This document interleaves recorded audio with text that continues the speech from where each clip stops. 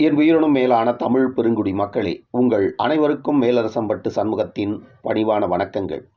அன்பு உறவுகளே, நடிகர் விஜயகாந்த் அவர்கள் கொரோனா பெருந்தொற்றால் பாதிக்கப்பட்டு சென்னை மியாட் மருத்துவமனையில் மீண்டும் அனுமதிக்கப்பட்டிருந்தார். இந்த நிலையில் தீவிர சிகிச்சை பிரிவில் அனுமதிக்கப்பட்டிருந்த விஜயகாந்த் அவர்களின் உயிர் உடலை விட்டு பிரிந்ததாக சென்னை மியாட் மருத்துவமனை அறிவிப்பு வெளியிட்டிருப்பதாக ஒரு செய்தி வெளியாகி பெரும் பரபரப்பை ஏற்படுத்தி இருக்கிறது. ஆனால் அந்த செய்தி உண்மையாகி இருக்கக்கூடாது என்பதுதான் ஒட்டுமொத்த விஜயகாந்த் ரசிகர்களின் எண்ணமாக இருந்திருக்கும்.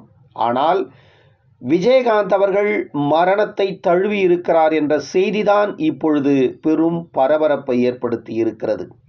தமிழ் திரையுலகில் கோடிக்கணக்கான ரசிகர்களை கொண்டிருந்த மிகப்பெரிய திரை நட்சத்திரமாக ஒரு காலத்தில் வலம் வந்த நடிகர் விஜயகாந்த் அவர்கள் பின்பு சொந்தமாக தேசிய திராவிட முற்போக்கு கழகம் என்ற ஒரு அரசியல் கட்சியை தொடங்கி பல லட்சக்கணக்கான தொண்டர்களை தன் வசப்படுத்தி 50 ஆண்டுகளுக்கு பிறகு தமிழகத்தில் திமுக அதிமுக அல்லாத ஒரு இயக்கத்தை சார்ந்த கட்சியின் தலைவர் தமிழகத்தில் எதிர்க்கட்சி அந்தஸ்தை பெற்றார்.